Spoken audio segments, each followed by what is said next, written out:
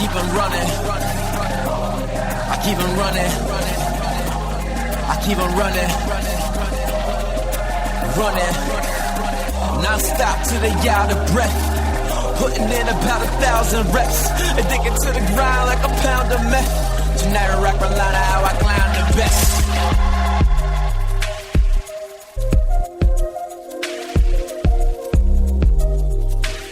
Welcome to the Football Camino. It is such a pleasure to be with you all today, wherever in the world you are listening. The Football Camino is dedicated to taking you on a football journey with football's most interesting players, coaches, trainers, club personnel, and journalists. Think of these as mini autobiographies. Each guest will show you how they got where they are now, reveal their techniques for success, and what they've learned along the way. Our guest today is Kieran Maguire. Maguire is a senior teacher in accountancy at Liverpool University, where he focuses on football finance. He's won many awards while teaching, including the Innovation in Teaching and Learning Award and the Best Overall University Lecturer Award. He's also appeared on a number of national television and radio shows, including the BBC, TalkSport, and has been interviewed by The Sunday Times, The Independent, The Guardian, among many others. In this interview, we talk about how he celebrated promotion with Brighton and Hove Albion on a train, what is the best indicator of financial stability for a club, how he'd reform the FA to limit bad ownership, and why he's the most hated man in Leicester. Sit back, relax, and enjoy the interview. It's a pleasure to be with you. I'm here with Kieran Maguire. Welcome to the show. Thank you very much. You're a huge Brighton fan and a season ticket holder. Or when and how did that love come about? I moved to Brighton when I was 11 years old, and so therefore you go and watch your local club. But I never really counted myself as a supporter. It was just something I did with my mates. And then when I went to university in Manchester, I used to come back from Manchester to Brighton, which is it's about 270 miles, and I found myself becoming more attracted and associated with my hometown club, even though I'd gone to Manchester in the first place simply to watch football and listen to music, which is the main drivers of my life. I thought I was a Manchester United fan, and having stood on the old Stretford end a few times, I realised that whilst I was quite fond of United, Brighton were my real team. It's a bit like sort of taking the girl next door for granted, chasing somebody else and realising you've made a mistake. Yeah, the grass isn't always greener, And also, it's like, I've lived away from the United States for a long time now. Sometimes it brings that identity closer to you. So as you said, it was 270 miles roughly to get from Manchester to Brighton. What is it about going to the games in Brighton that makes it so special versus maybe going to Manchester United right in your neck of the woods? Well, I think we sort of describe it as going to the football is a great day out, spoilt by 90 minutes of football. It's the fact that it's an opportunity to see friends who I've known for 40 or 50 years, to the enjoyment of being in the same places where I first started going to pubs and clubs and so on. And it's that association with your youth, with those formative years where you formed those sort of really strong-held opinions in relation to sport, music, politics. Those adolescent years. It's the hook which drives me back. And there's an element of homesickness from my point of view, even though I only lived in Brighton for a relatively few years. I'd go back there like a shot if I got the opportunity to do so. But it's very expensive to live there. So Manchester is a fantastic city to live in, and it's probably second to none in terms of sporting and cultural access. So I'm very fortunate to have lived in such great places. Yeah, well, I still haven't made it to either, and I'm looking forward to at some point going to both. How did it feel when Brighton got promoted to the Prem this year, especially after so many close calls in recent years? It was just a huge. It was relief rather than excitement, and then we just completely lost it in terms of fans and the players. I don't know whether you've seen some of the clips on YouTube, but it was a rather surreal experience in that we had the result of our match, and then Huddersfield, who were the only side that could prevent us being promoted, they conceded a last-minute goal, which meant that we were promoted. So we did it twice. Originally, we were 99% promoted. Our goal difference was 25 better than Huddersfield. So everybody went on the pitch and celebrated. Then their match kicked off. So we went and watched their match on the concourses. And then we went and celebrated again.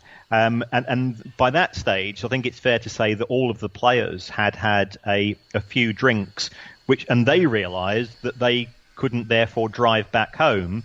So we had this amazing experience of our football players, who are our heroes. I'm in my mid-50s, but to me, a footballer is still always will be a hero. They decided to catch the train back to Brighton from the stadium with us, and they were just singing and dancing. And it was a night that everybody who was there will never forget for the rest of their lives. And whatever happens now, we can say that we were there. Wait, so you were on the same train with all of the players and staff? That's right. If you, a number of the players who were heading back into Brighton just said, well, let's just use the public transport. And we were amazed. And then we were sort of lifting the players up on the shoulders, and they were crowd surfing on this train journey back into town. And then there's the sights of players singing. We were all singing the individual songs that we have for them, and the players were joining in. It was a truly unique experience. That's the stuff dreams are made of as a football fan, to celebrate it with the players like that.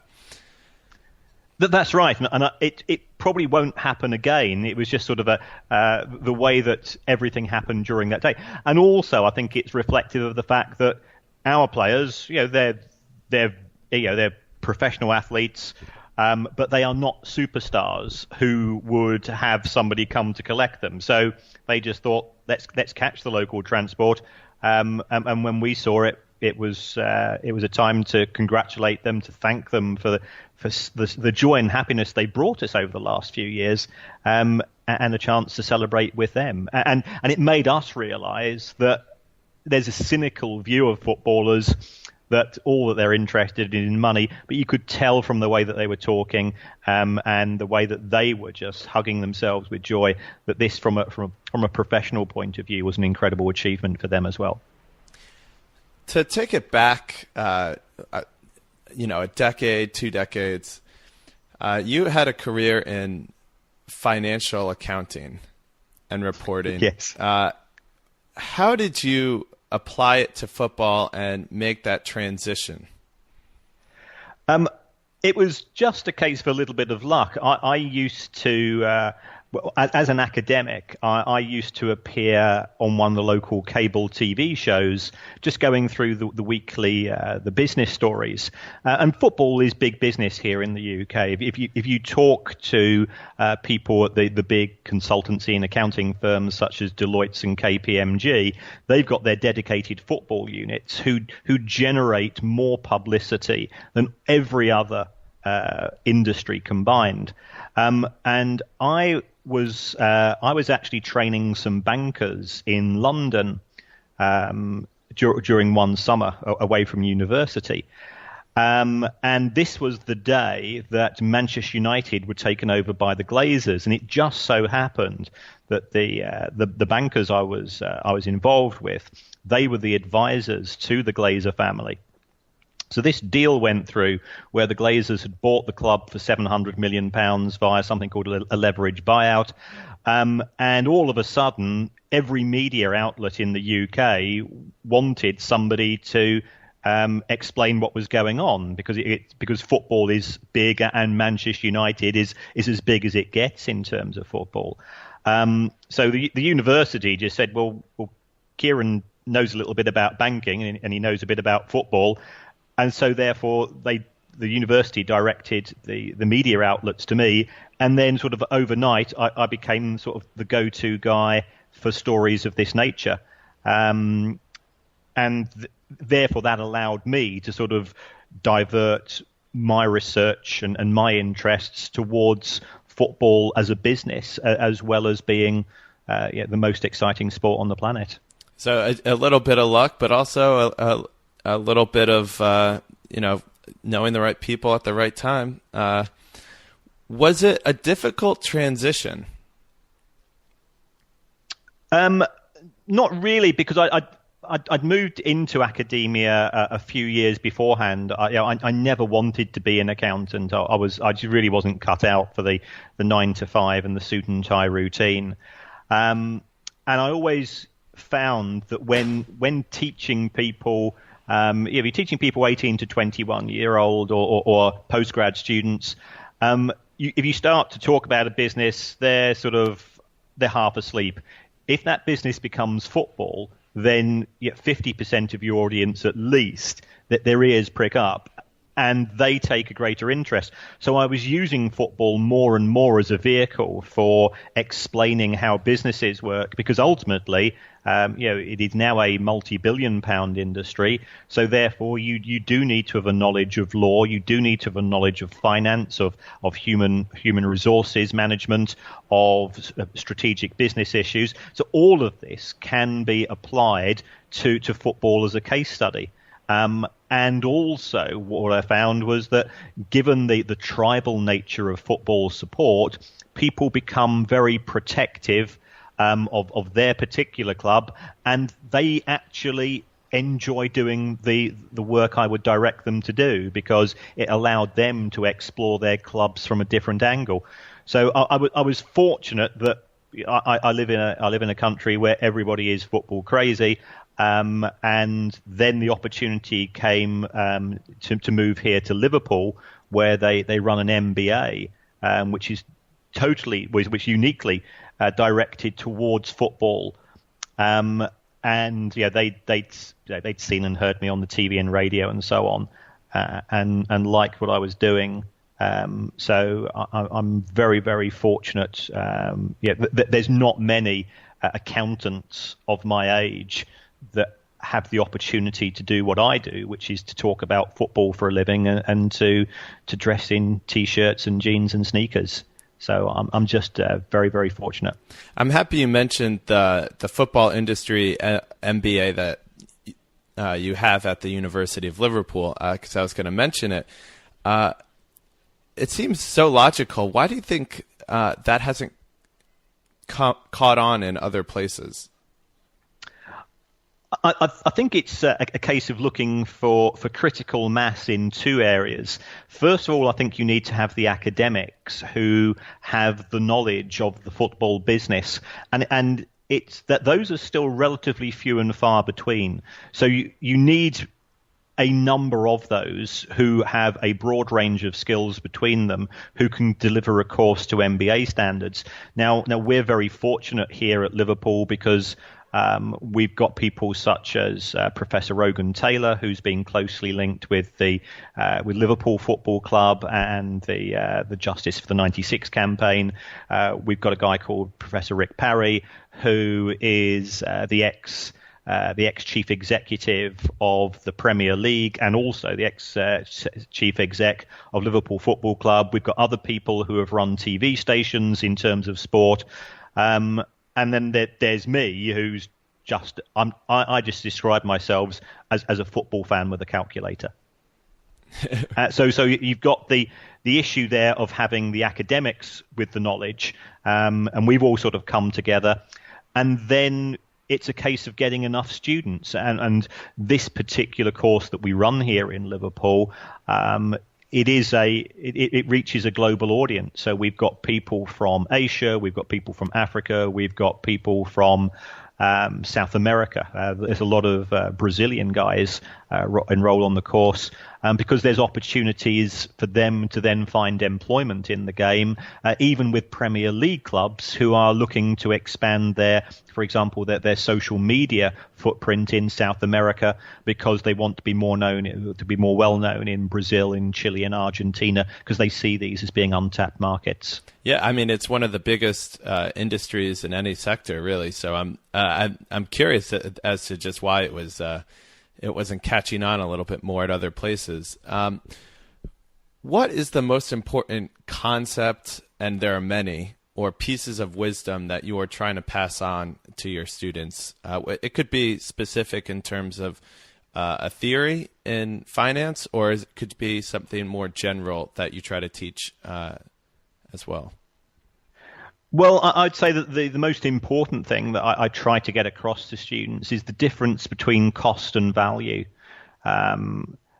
Just because you spend a lot of money on a new stadia, just because you spend a lot of money on a new football player, does not necessarily enhance the value or the success of the football club. So it's a case of looking at the intangible issues, such as looking at the links between the club and the local community, because when football teams are doing well, everybody's your friend, and things are actually run quite smoothly.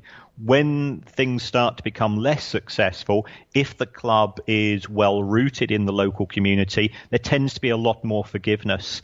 Whereby, if you look to see what's happened with Arsenal Football Club, which is very, very toxic at present, they've just won the FA Cup last weekend, but there's still an awful lot of resentment within the fan base towards the club, towards the owners, towards the manager, and I think that's because they have lost touch with their roots.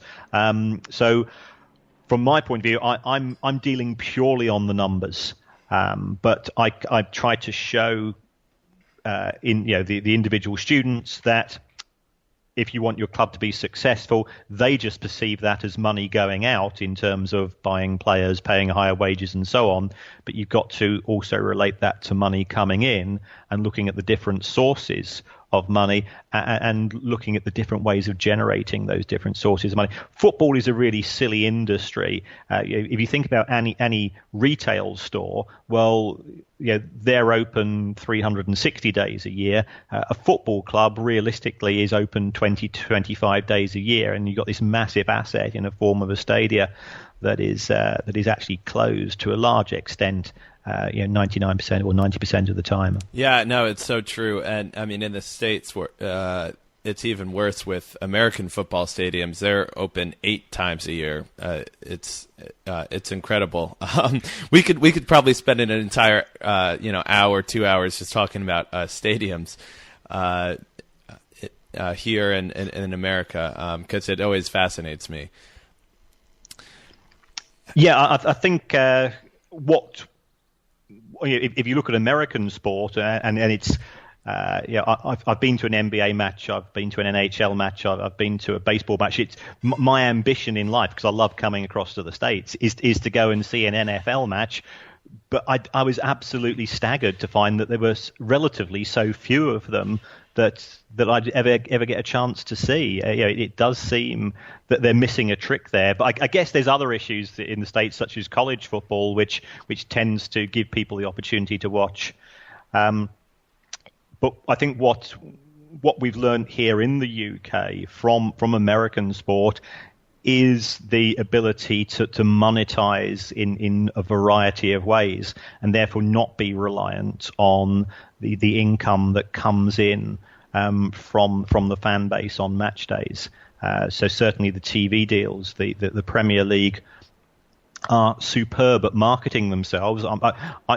I won't necessarily say that it's the best league in the world, but I would certainly say that it's the best marketed league in the world, and they've got a head start in terms of they've gone to every country in the world, and they've managed to sell the TV rights at increasing values, and that's the big driver these days, and that's going to continue over the next few years, because I'm expecting to see new developments in issues such as augmented reality and virtual reality, where you can effectively be on the pitch with the players, and people are going to be prepared to pay for that.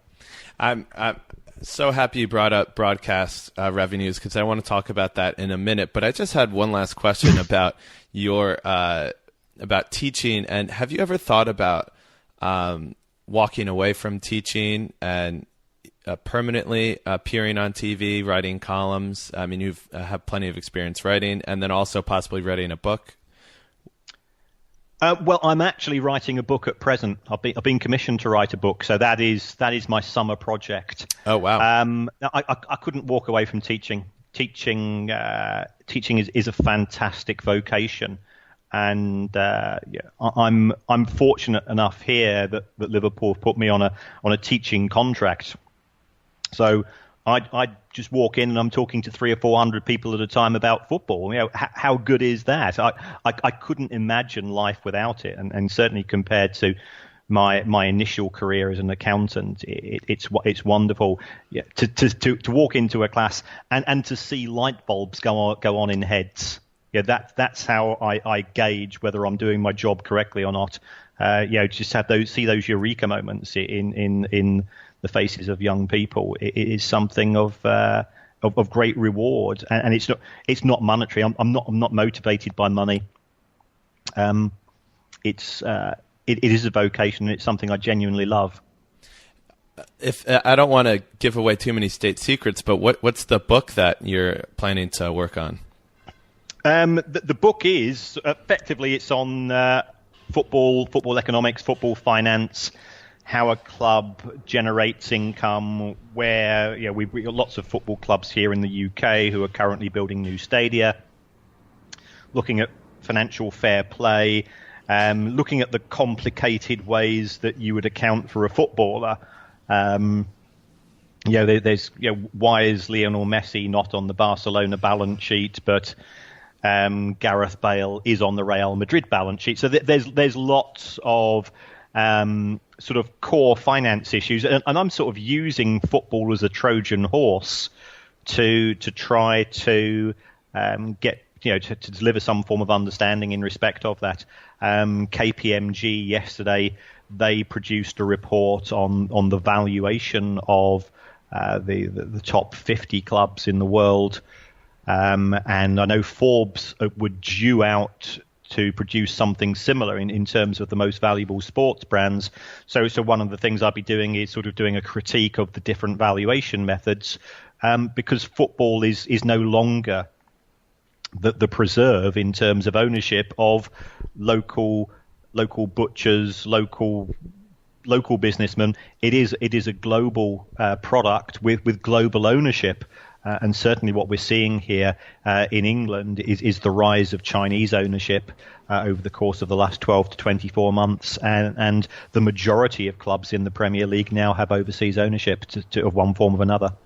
I'm happy, actually. You're hitting all the topics I plan on asking you, which is great. So I'll just jump into ownership. Leyton Orient, Charlton, Coventry, Blackburn, Blackpool have all had major ownership issues, which has led to numerous fan protests. When looking at clubs' books, which you do and you post on your Twitter account all the time, what is the first thing you look at for financial stability or security? I look at cash. Because ultimately, without cash, you can't run any business. So, people talk about profits and people talk about assets. It's a complete irrelevance. It's exactly the same for you and I, Josh. If you want to go and buy a coffee now and you've got no money in your pocket, you can't buy it. So exactly the same applies to clubs. So that'll be my first port of call, which isn't the traditional one. But when I used to be an accountant, I used to do an awful lot of forensic work on companies who had financial distress, and that was always my focus there. And then the next thing I would tend to look at is the relationship between the club and the owners to see, are the owners extracting cash from the club? Do the owners have other business interests, which they're using the football club as a way of subsidizing other loss-making businesses? So the information is there. I mean, the problem with accounting information that it's always produced far too late to really sort of turn the ship around. But what I'm trying to do with my Twitter feed, and I've got fairly close relations with, because all of those clubs that you've mentioned, Coventry, Blackburn, Blackpool, Leyton Orient, I will tend to look at their figures, and then of course the fans will quiz me, and they give me a hard time, and rightly so, because it's their club, it's not my club a lot of the time, and sometimes they can be defensive, but I feel that I've got a responsibility as an academic and also somebody who's got a background in finance to sort of take away some of the mystique of the numbers, but also to look at the background, to look at the footnotes, all the dull stuff, and being a middle-aged accountant, I am dull by nature, but I have to try to put it across in layman's terms in 140 characters, and that actually that gives me a fresh challenge every time. But it's something I enjoy doing, as you can probably tell from my non-stop tweeting. Yeah, I mean, how do you take like a whole 40-page document and put it into 140 characters? It's a mountain of a task. But I want to get back to what you said. You said cash. You look at a team's cash situation and then look at their outside interests. Let's jump into cash first. What type of flexibility does a club that has more cash have versus less? What are they allowed to do more or have the freedom to do? Well, I'd always argue that cash gives you opportunities, and you don't have to take those opportunities. But if you take a look at what's happened since the end of the Premier League season, which was only 10 days ago, Manchester City, who is a club that has a lot of cash, has already been into the transfer market and spent 90 million sterling. So that's about $120 million on two players. Now, clubs that don't have cash, what they have to do is that they have to wait for their next instalment of TV money from Sky. Now, that money won't arrive until probably the 1st of July. So therefore, they're stuck for a month. So this gives the clubs who are cash rich the opportunity to go into the market and make a first steal on new players. So that's why cash is important in terms of having it and not having it. And if you have a cash problem, then you're effectively in a fire sale or in a distress sale situation. So how do you deal with an issue of that nature? And if you take a look at clubs such as Coventry, who have got genuine, they are owned by an offshore hedge fund, and their position is very distressing, I think, for the city's point of view and the fan base's point of view. If you're in a fire sale, you have to sell some of your assets, and for that club, the only assets they effectively have are the football players. But because everybody knows that you've got financial distress, you will be offered lower than market value for players, and sometimes the banks will be forcing clubs to sell players at knockdown prices simply to pay the next instalment of a loan, or to pay the wage bill, or to pay a rent bill, and this means that the clubs who are not cash rich have a significant competitive disadvantage compared to their peers. Thanks for that super in-depth breakdown, because I actually had no idea about that cash and how you could use it to buy players early. That's really interesting. Cool. The second bit you talked about was how outside businesses of owners affecting the football clubs themselves. The FA surely knows this, in the EFL, and even the average fan, before an owner comes in, all these owners are very rich and wealthy. How is it that a lot of people with shady pasts or side businesses are able to still buy these clubs? Well, the Football League and the Premier League have something which is known as an owners and directors test. Now, I've got to be honest, historically, it was a self-certification role where the new owners were asked to fill in a form which says, "I am not a crook." They'd put their name at the bottom of it, and then it would simply be put away in a file and everybody would forget about it. And that's why that's what's been driving some of the problems in football that we see today. Football's a very glamorous industry for one which, for the vast majority of clubs, they are not what you consider to be large institutions. A football club in the Championship would have an average income, an average revenue of around about 20 to 25 million sterling. So we're talking about sort of 25 to 35 million dollars. And there's thousands of businesses which are far bigger than that. But if you own a football club, it gives you celebrity status. And what you tend to find is that the snakes and the and the villains and many people who are undesirables, they like the idea of being famous or infamous. So therefore, it attracts them like a magnet to clubs. And you've only got and because initially, it was until probably about the last 2 or 3 years, the owners and directors tests were really nothing more than a rubber stamping exercise. It allowed these individuals to take control of clubs and run them as personal fiefdoms.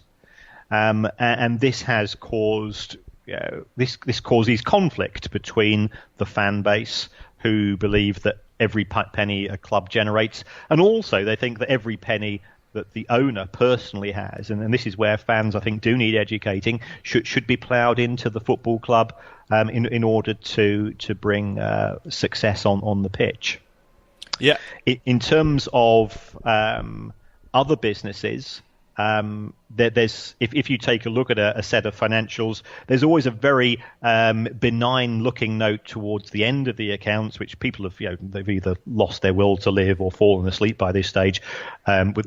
It's called a related parties note, and here the directors and the senior management team have to disclose all transactions that they and their companies have had with the club, and that's what I tend to find is being quite revealing, and where you find that the more unusual and abstract relationships between clubs and local press magnates who are getting advertising revenue paid for by the club and things of this nature. So it's from my point of view, I was fortunate enough to have done the forensic work when I was a young lad as an accountant.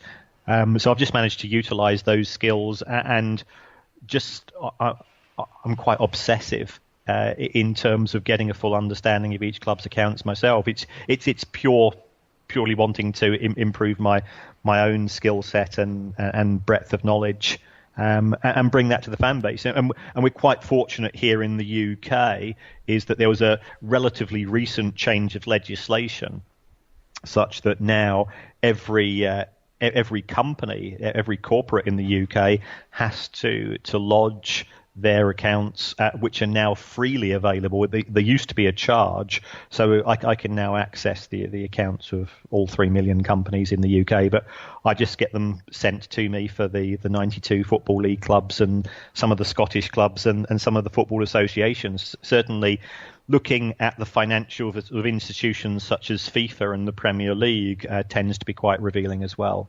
Yeah, I think you're referring to the Company's House, the online website, which I had a look at, and I'll put in the show notes for all the listeners. But it's a fascinating read. It really is. If you like accounts, it is a fascinating read. My wife thinks I'm crazy because we go away on vacation, and this is just to show you how dull I am. She'll be reading the latest Dan Brown, and I'll be going through Leyton Orient's 2007 accounts to see how they initially got into financial difficulties with this particular transaction and so on. When a club is bought, like Manchester United or Liverpool, currently AC Milan is in a similar boat with an owner buying it using debt, buying it using a loan, rather. For example, the AC Milan Chinese businessman borrowed £300 at a very high interest rate of 11% just to buy the club. What can you explain to me some of the thought processes of the FA for why there's hundreds of over 100 billionaires in the world. I mean, why they're so okay with people buying it with debt and loans that are really not sustainable? Well, the owners would argue that it is sustainable. If you take a look at Manchester United, they borrowed initially around about 700 million sterling. So that was probably at the time close to $1 billion to buy the club. But the club generates a lot of cash. You know, as a brand, it is one of the biggest brands in the world. And I think initially they were paying interest at 14.75%, and then that interest rate went up to 16.75%, which does seem absolutely crazy. Now, the Football Association and the Premier League, they were never really interested in the role of owners. It's only been a relatively recent phenomenon where you have had so many crisis clubs and where some clubs have been sort of passed from hand to hand. If you look at Portsmouth Football Club, which I think Michael Eisner is now tentatively thinking of buying. They had a number of owners. Leeds United Football Club seemed to have 5 or 6 owners over the course of 7 or 8 years, and the football authorities finally realised that a football club it's not like any other business going bankrupt. It is, to a large extent, the heartbeat of a city or a town. It is a focal point for people to come together, and it generates a huge feel-good factor when things are successful in that particular city.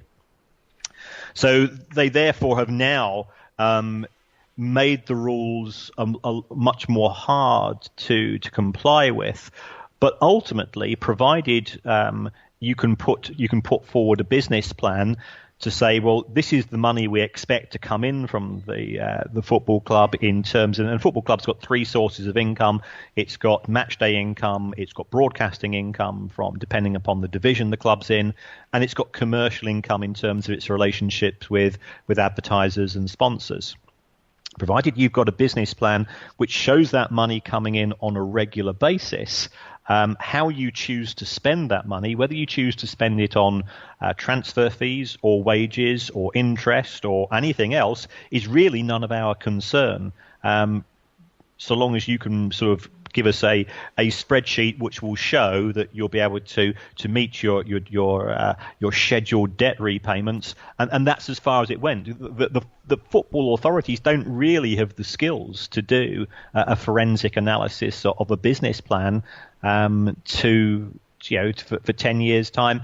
And one of the issues with football is that it is a very uncertain industry because unlike many of the sports you've got in the States, we have this issue of promotion and relegation, which can have a devastating impact upon a football club's finances. So there's nothing wrong with debt by itself. It's, do you have the cash? And this is where it comes back to my focal point and what I tend to obsess about. Do you have the cash to repay that debt as the installments fall due? But I've done an analysis of clubs such as Manchester United, and if you take a look at their transfer spending, it was. I think that Alex Ferguson is an absolute genius in this. He managed to deliver trophies without really spending huge sums of money on players because the cash was being used to pay back the banks. And it's only in the last 2 or 3 years, as those levels of debts that have fallen to manageable amounts, that United have started to really increase their investment in players on an annual basis in terms of the net spend, which is the net spend is the total amount that you've paid for player additions less the amount that you've recouped through player sales. And you mentioned that the FA doesn't have the resources to do this thorough business plan and investigation when a new club is bought. What reform could the FA or EFL do to be a little bit more, scrutinize a little bit more, or make it beneficial for the fans and for the clubs themselves? Well, I think they have gone about as far as that they can go realistically, in the sense that owners now have to show that they do have the funds to buy the club, and reveal where those funds are coming from.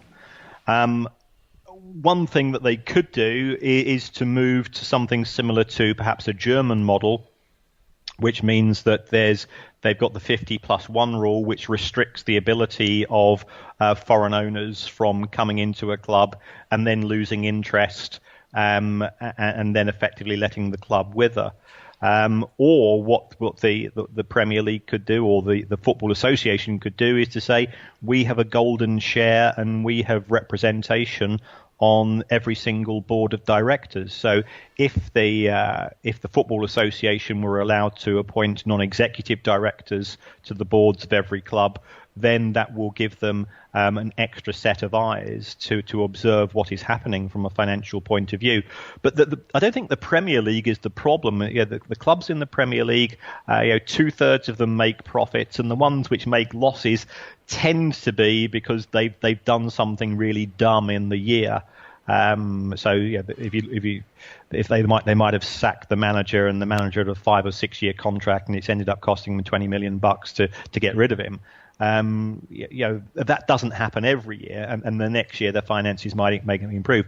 So the Premier League I don't see as being a problem, even though it has attracted an awful lot of overseas interest in terms of ownership.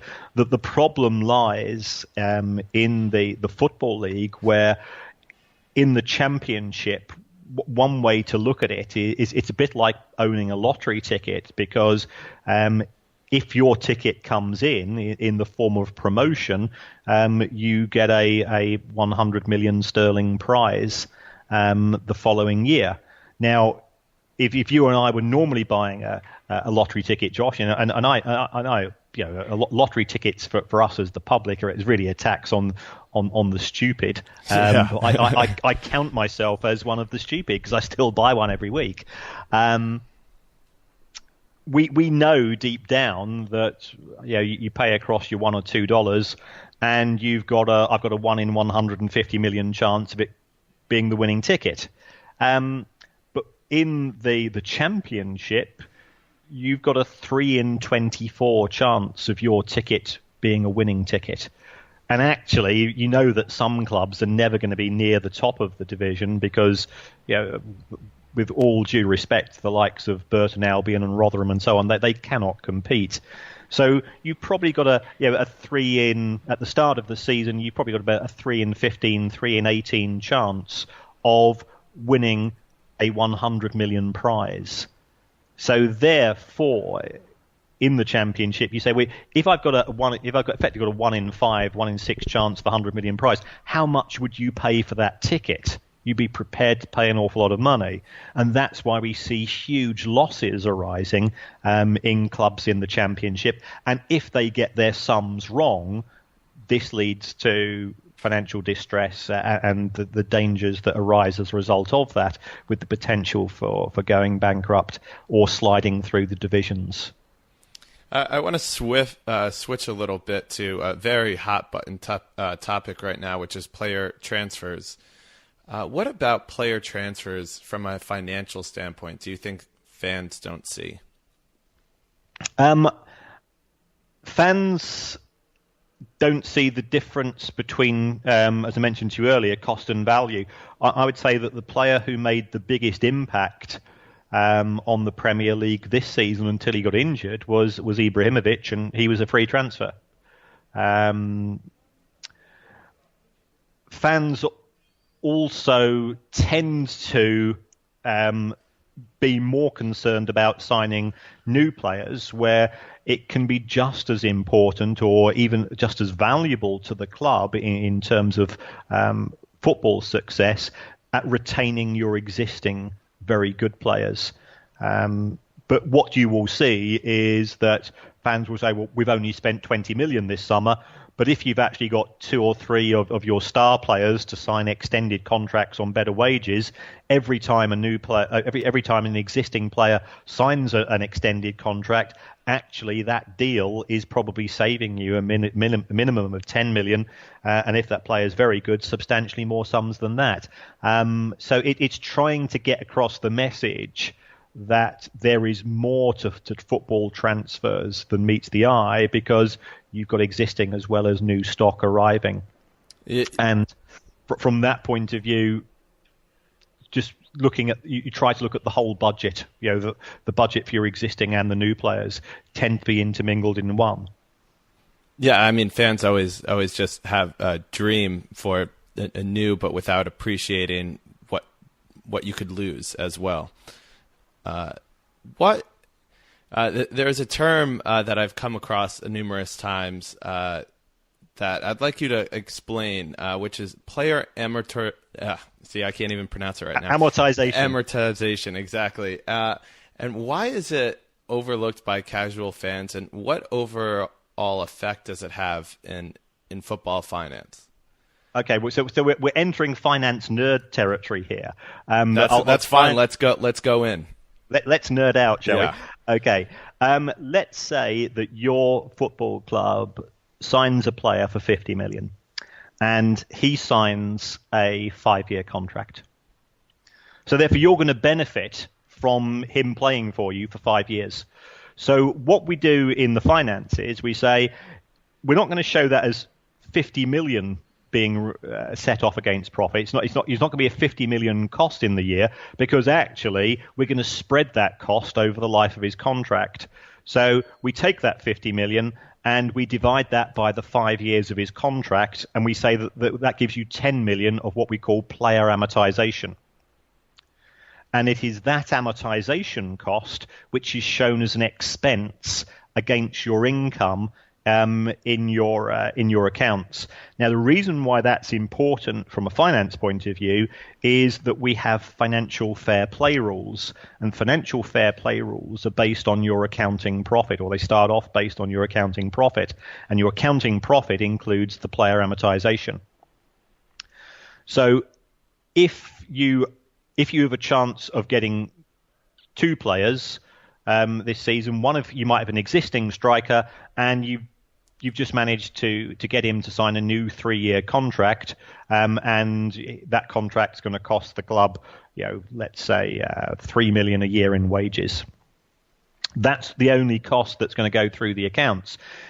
You might have signed another player who you have to pay 30 million for, and then you've also got to pay him similar wages. So the total cost of the new player that you sign would be, let's say he's a £30 million player. He's on a 5-year contract, so that's 6 million of amortization plus 3 million of the wages.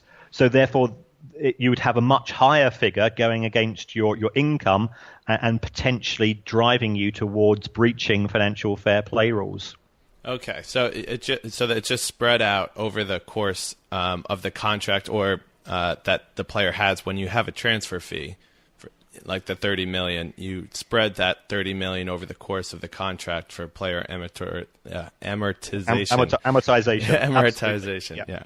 So here I look at 2 areas of the accounts, because a lot of clubs these days, they don't disclose. They will say, this is a private matter between us and the other club. So from a forensic point of view, what you can do is that you can go into the footnotes and you can find the total player purchase cost hidden away in what's referred to as the intangible asset note, and there'll be a column there for player registrations, and that will tell you the amounts that Manchester United or Liverpool or whoever the club is have spent. So one of the things that I do is that I look at amortization, I look at player additions, I look at the cash paid for players, which is different from the amount you've actually paid for the player, because sometimes if you look at a player such as Sissoko, who went from Newcastle to Spurs, the fee quoted was 30 million, but actually that Spurs are paying 6 million a year for 5 years. They're paying in installments. So there's things of this nature that you discover through just being a bit of a nerd. Well, we need nerds out there like you to dig through and find these fees because there's so many like undisclosed as well that you're like, how much was it really? But I have a question that I've had for a long time. When two clubs agree on a fee, for example, the Sissoko fee that you mentioned, let's just say £30 million. Yeah. What happens next to make the payment? The club accountants at each club contact each other. Can you take me through the process of how that goes? Right. I mean, what will happen? And football clubs are very, very strange institutions. They still use fax machines an awful lot of the time. Is that you will normally fax or email an offer from the buying club to the selling club. That offer will be either rejected or accepted. So let's say that we've moved on to an accepted stage. Then once you've accepted the fee, you then start to haggle over the installments. Now, it could be that you might accept, if Newcastle might have accepted 28 million up front instead of 30 million spread over in 5 years. Think that it does vary depending upon how desperate you are for cash, because they might have plans to spend that cash on either repaying loans or signing some players themselves. Once the fee is agreed, then the lawyers get involved, and there's a fairly standard contract for transferring the player registration. But of course, during this period as well, the buying club will have to speak to the football player himself or his representatives in order to agree terms. And what used to be a fairly quick operation is now dragged out because there are so many more issues involved with players, because you've got image rights, you've got potential different ways of paying the players, some of which are more questionable than others. The players might have a separate image rights company. Some of the money might be being paid directly to an agent or indirectly to an agent, and it all starts to get very, very messy. And I'm never one of those people that says the world needs more lawyers, but for this particular operation, you need somebody with some sort of professional knowledge of contract law and employment law and things of this nature. So that process will go through. Once that's been agreed, then the buying club and the selling club will both sign a contract, and that contract will be sent across to the Football Association, who will lodge the transfer in their record books. And then the player effectively becomes... It sounds terribly like slavery. His exclusive rights, or the exclusive rights of that player, then become the property of the buying club. And so, just to be clear, how are you mentioned all the way earlier in the show that Manchester City, had the cash so they could sign the players. Now, is the only way for teams to sign players if they have cash in the account? Or, do they always just have cash sitting there waiting to be transferred to these other clubs? Or do they have to sometimes liquidate assets to make these purchases as well? It depends upon the nature of the owners of the club and whether or not you've got clubs who are operating as playthings of owners or as marketing vehicles. So if you look at PSG, if you look at Manchester City, they are both marketing vehicles of their respective owners. And there is absolutely nothing wrong with that in its own right. But it does give them an advantage in that if Pep Guardiola wants to sign a player, he doesn't have to go to the chief executive to say, do we have enough cash? Because they know that the cash is there. For many other clubs, they are operating to having a closer relationship with their banks. And therefore, it could be that the banks will say, well, we're not prepared to extend your overdraft or your revolving credit facility, or we're not prepared to give you an additional loan. So therefore, that club, if it's a buying club, will be faced with sort of one of three things. First of all, they have to simply walk away from the deal. Secondly, they have to go to the owner as opposed to the bank and saying, well, yeah, we really want to sign this player. Could you forward us some cash? Or thirdly, they could go to the selling club and they can try to renegotiate the deal so that the payments are deferred over the life of the contract. So instead of paying 30 million in cash now, we pay 5 or 6 million in cash over a period of 5 or 6 years.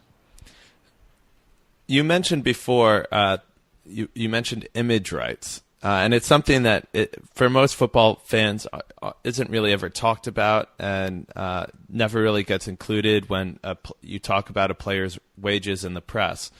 I mean, first, just for fans out there, can you explain what player image rights is? And then also talk about how it varies from player to player and maybe why also it doesn't get reported in the news, because it seems like it could be a big chunk of their contract.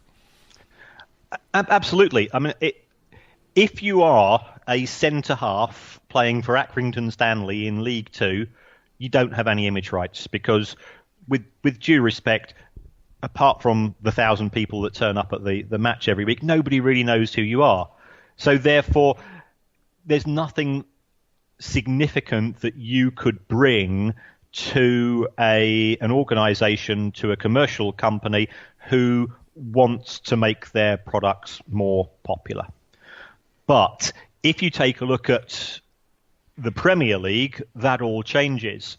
So, Manchester United are the kings of this. They have commercial income of 268 million sterling. That's over 50% of their total income, which is unique in the Premier League. And they have all of these commercial partners, and they're sponsored by Chevrolet. Their kits are made by Adidas. They have commercial partners in Indonesia, in Malaysia, in Singapore, in China, in Nigeria, in Australia, and so on.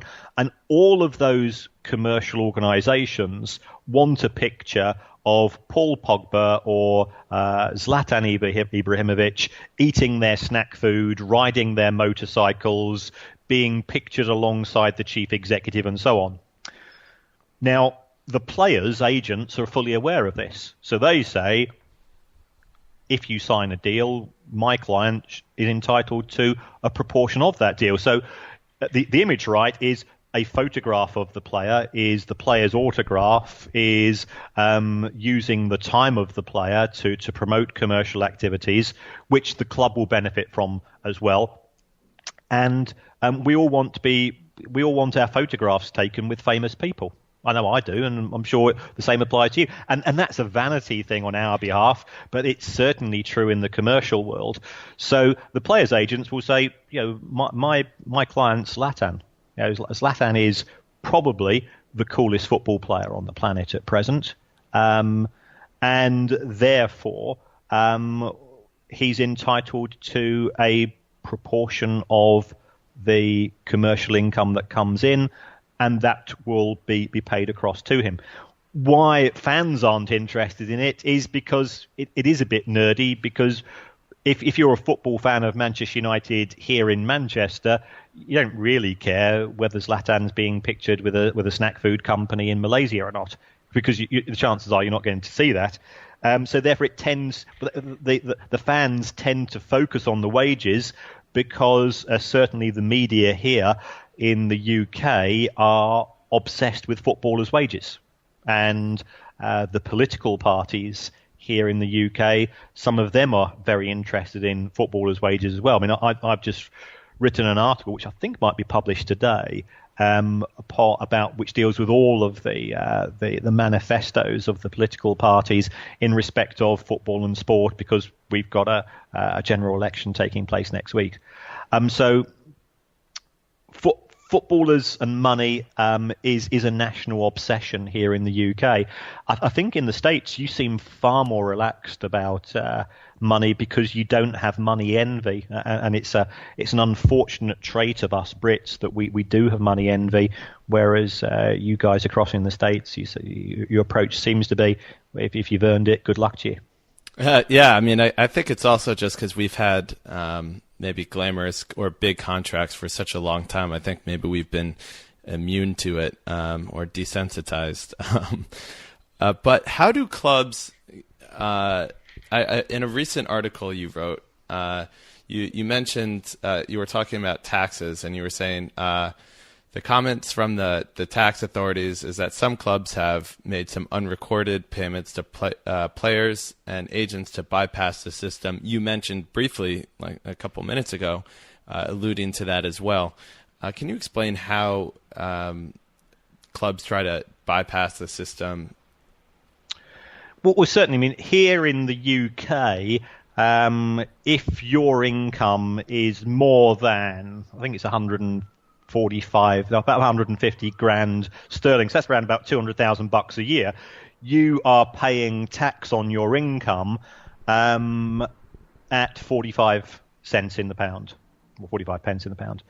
Now, from a football player's point of view, because football is a global experience, and we've got players coming to the Premier League from all over the world. And I think it's something like 78 countries are represented in the Premier League at present. When a player looks at his income, and also when the agent looks at their income, they look at it not in terms of the gross amount from which taxes are deducted, but they look at, well, how much am I going to receive each month or each year? So therefore, footballers have, certainly overseas footballers, because they have been transferred from nation to nation with different tax systems, they look at things from what we refer to as a netto perspective. How much is physically going to arrive in my bank account on a regular basis? This means that there is an incentive for clubs to somehow get money to football players which bypasses the tax system. So we're talking cash. And some industries are cash-based industries. You've only got to look at the narcotics industry. That's very much cash-based, and that means that the tax authorities don't get an opportunity to take money from players. So there is a current investigation taking place here in the UK, and it's also taking place in France, relating to certain transactions between English clubs and French clubs, it would appear, where players have ended up taking amounts of cash. Now, how that cash has been transferred, whether it's been by bank transfer, whether it's been bundled into paper carrier bags, nobody seems to know. But it was a big issue here when the story broke. I think there was 140 tax inspectors here in the UK were involved in the case, and since then it's gone cold as far as a story. But I think we'd expect something to break in due course. So football is a cash industry, and in the sense that it does generate cash through match day sales. What happens to that cash?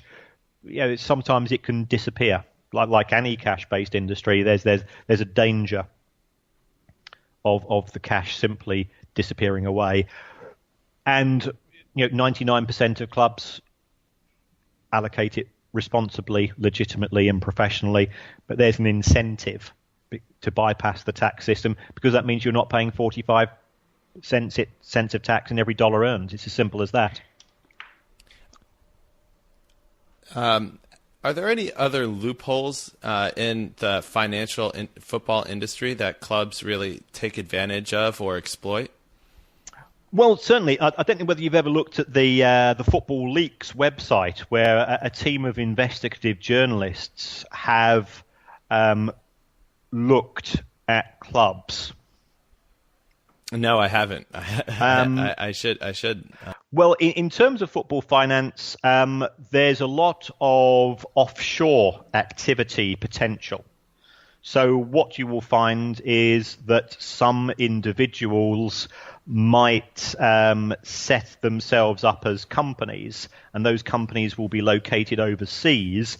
And if you therefore get a proportion of your income paid not to you as, let's say, Carlos Kickerball of Jocaster Rovers, you only get 80% of your salary paid to you, and the other 20% goes to an image rights company located in the Cayman Islands. Does that money end up being taxed or not? So there's opportunities for that. So that's one vehicle, and then you've got the fact that why would a football club located in Manchester be registered in the Cayman Islands? So if there are overseas issues, it doesn't necessarily mean that the club is doing anything wrong. It just makes it more difficult to see things from a transparency point of view. And overseas problems have been a problem for, not just football, but in other sports as well. To switch to broadcast revenue, which we alluded to all the way back at the beginning, one of the starkest differences I've noticed with the Premier League is that as an American, in high school or when I was a teenager, I was used to getting to see my team play virtually any weekend. If you go into the States right now, every game is televised if you want to watch the Premier League. And I know it's true not just in the United States, but in Australia, New Zealand, and all over, and Germany as well. And I know that it's been said that to decrease as a way of decreasing fan attendance or avoiding decreasing fan attendance, that's why they don't do it here. But you mentioned, and I forget if it was an article that you wrote or recently or a tweet maybe, that for every pound that a club gets from matchday fans, they get nearly 3 from broadcast. And of course that's international and domestic broadcast. But wouldn't the FA prefer to televise every game as they would get a higher broadcast revenue? I think the fear historically is that if every game in the Premier League is broadcast, and some of those games are broadcast at 3 p.m. on a Saturday, which is sort of the traditional time here in England for football, then fans would stop watching their local clubs in the lower leagues. So there has been sort of this protective mechanism. But I think this hasn't proven to be the case, because if you take a look at Champions League games, they take place on a Tuesday and Wednesday night, and that often clashes with matches in the lower leagues, and there's no evidence that attendances are dropping. So I think this could be the final frontier as far as the Premier League is concerned. I mean, quite often now at weekends there might only be 4 matches taking place at 3 p.m. on a Saturday. So it has very much been marginalised. The reason why it's not free to air is because the subscription channels have realised that football has the greatest opportunity for repeat renewals of contracts amongst armchair people who are paying for their cable or paying for their satellites. So therefore they're prepared to pay a premium price to get those rights, because they know that those rights will deliver repeat customers. But at what point, and sorry to interrupt you, but at what point does the game suffer? Because, I mean, my fiance's mother is a massive Liverpool fan, and she lives here in London. Liverpool is one of the most televised teams, and even they only get on TV about 26 times a year. That means she misses around 12 games a year, assuming she even has the full package. Why is it, at what point do British fans revolt from not getting to see all of their team's games in this day and age when it's 2017 and you have seemingly access to everything else all the time? Well, I mean, there are ways of ensuring that you do see every game, but those are not legitimate. But an increasing number of is it called a Cody box or that's I know the Premier League, it's their biggest fear. If you take a look at their accounts, their biggest risk is people stop watching the satellite broadcasting product, which does seem to be overpriced these days, in favour of pirate broadcasting. I think a time will come, and I don't think we're too far away from that, whereby every match will be broadcast. I think that the clubs will see that potentially they can increase their income streams, and with the increased commercial drive that exists within practically every club, if you say to them, well, we can pretty much ensure you get an extra 10 or 20 million a year coming in from having all of your matches broadcast. And remember, if you're overseas, if I'm, I sometimes go to the Middle East to do some to deliver some classes. I can watch every single match there of the Premier League because they've got 10 football channels, and over the weekend every match is being broadcast. So it's certainly happening everywhere else in the world, paradoxically, apart from England itself. It will come. It's just a case of persuading the football authorities and perhaps persuading some of the clubs themselves that there are financial benefits in doing so. I think one of the glamour points of the Premier League is that if you watch English football on television, every single match, the games are sold out. You don't see empty seats. I've got the stats here in front of me. The average attendance last year in the Premier League, they had 98% capacity, and for some clubs such as Manchester United, they're running at 99.9% capacity for every game, and that makes it a very televisual, stimulating experience, because the fans in the armchairs are thinking, well, if 75,000 people are prepared to go and watch this live, and I'm watching it, that says a lot about me as well. So it makes it a more of an entertainment spectacle, and that attracts the overseas broadcasters, and it attracts the overseas fans, and therefore it attracts the overseas advertisers. And what we found is that initially, when the Premier League started to sell its TV rights, the overseas rights were worth next to nothing. And this is going to be one of the big fights which is going to take place in the next TV deal, because presently the TV rights are split evenly, so it doesn't matter whether you're a big club such as Manchester United or a small club such as Crystal Palace, you get 1/20th of the overseas TV money, which is very, very egalitarian, very, very democratic. But if we're honest, it's not really representative of where overseas fans are, which teams are being watched by overseas fans. So I know that the big six, and by the big six I mean United, City, Liverpool, Arsenal, Spurs and Chelsea, they are pushing to have increased monies coming in, or they will threaten to go solo in terms of selling individual rights rather than the collective agreement that currently exists under the Premier League. And I think that would be very bad news for democracy in English football. I couldn't agree more, and I wish I could talk to you about this for like an hour, but I know you have things to do, and I don't want to take up too much of your time, so I'll just keep it to a few more questions.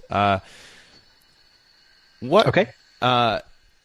If you were running your favorite team, Brighton, what would you do to increase more revenue or do financially different that you don't see clubs doing enough of or doing too much of? I'd be trying to take advantage of new technologies. I think I did hint at it earlier. We are dipping our toe into AR and VR as means of having experiences. So you could have a 3D experience of the stadia before the ground. You could look at the ground. You could look at a match through the eyes of a number of fans dotted around the stadium. You could sell that as a product afterwards. I think there's opportunities in terms of making clubs more adaptable to their commercial partners. And I'm an old school football fan. I don't like to sit. I prefer to stand. I am very much a traditionalist.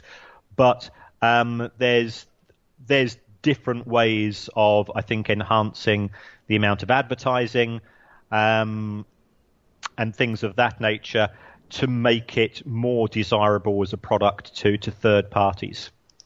In terms of increasing match day revenue, I think realistically we've probably hit a ceiling because fans here in the UK, they are today quite well organised and they're also quite militant. So we have an initiative now, and I'm a sort of a member of. I'm a part owner of an amateur football club called FC United of Manchester, which was a breakaway club from Manchester United when the Glazers took over, and they tried to do things in an old-fashioned way. So football is supposed to be a working class game.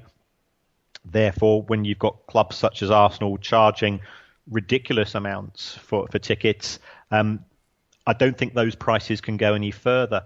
And if you take a look at even clubs such as Manchester United, they've not increased the price of their season tickets for a few years because they recognise that you can't monetize people through ticket prices. But I think there's other ways of buying into the club. And if you can make these at a palatable price, then I think fans will be prepared to pay a little bit more. What is something most people think is true that you think is wrong? And this could be football finance, but this could also just be anything in life in general. Wow, that's a profound question. People think is true in relation to football finance. I would say, certainly from a football fan point of view, they think that big transfer fees guarantee success. In life in general, you really got me. People think it's true. Well, from my own experience of being a well-paid accountant to being a not well-paid lecturer, it's the view that money makes you happy, and I'm so happy. I'm so ridiculously happy with my life, and I'm not rich compared to compared to the money I used to earn. That is a fantastic answer. And what is the best piece of advice you've ever received, and by whom? The best piece of advice I've ever received was from a guy who says, during your life, there will be many opportunities because I know because of sort of my background in terms of knowing my way around a balance sheet and so on, where you will be given the opportunity to do the right thing or do what you can get away with. And he says, every time, do the right thing. And if you don't know what the right thing is, you're deluding yourself. And certainly, I've had, like many people, we have had moral and ethical dilemmas. And when I've done the wrong thing every single time, when I've done sort of cut corners or done things which were inappropriate, and I think we've all got that record in our life, I've ultimately come to hugely regret it. And finally, what would you write as the first line of your career obituary? My career obituary would start off, once the most hated man in Leicester. Oh, please explain. Last year, I was doing a radio show for the BBC. It was called Wake Up to Money. This was the week before Leicester City potentially could win the Premier League. And the interviewer said to me, so, well, what's the financial benefits of winning the Premier League? And I said, well, actually, from a financial point of view, they should do what Arsenal try to do every year, which is finish second, because that way you don't have to go and pay out the bonuses to management and players as a result of winning the league. And those bonuses actually outweigh the extra prize money you get from being first compared to second. I just thought that was a throwaway remark. The BBC then led with that as a story, and I started getting some very angry emails coming through to me at the university to say, you don't understand football and we hate you in Leicester and don't ever set foot in this city, and things of that nature. And I could perfectly, and I did, as a football fan, I don't care about money. And I am, as I've said to you earlier, I'm just a football fan with a calculator. I just want my side to win football matches. I want to have memorable experiences. I want to experience last-minute winners just the same as every other football fan. But what I said on that show, which was a finance show and not a football show, really came back to haunt me. So I did become, for a short period of time, the most hated man in Leicester. Wow, what an interesting story. Well, I don't want to take too much of your time. It was a pleasure to have you on the show. Been an absolute delight. I've enjoyed every second of it, Josh. And hopefully, maybe after you come out with your book, maybe I'll get to have you on again. I'll send you a signed copy. Oh, wonderful.